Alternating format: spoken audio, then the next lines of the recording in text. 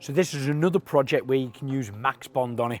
We've got composite cladding here on the corner of our office.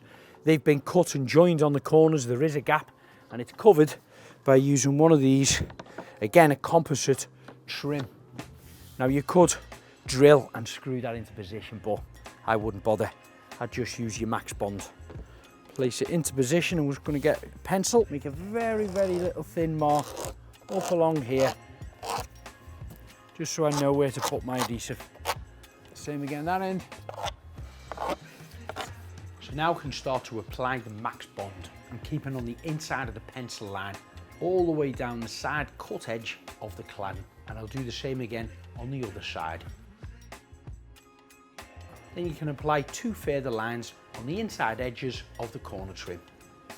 Now you can use your Max Bond both indoors and outdoors, even if the surfaces are a little bit damp, but it's best to try and get them as dry as possible, and if needed, it can be painted over. Now Max Bond has great grab adhesion properties. It's cured within about 20 minutes, and once fully cured, still remains flexible.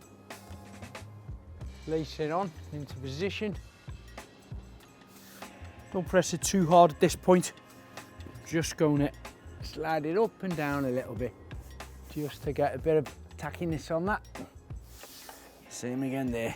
You can even pull it off a little bit, push it back on.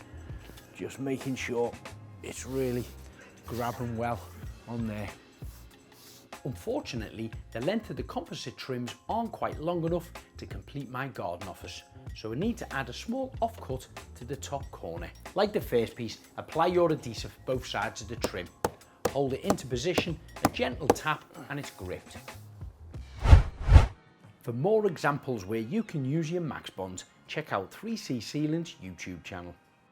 If you like our videos, don't forget to ring the bell so you can be notified for our new videos.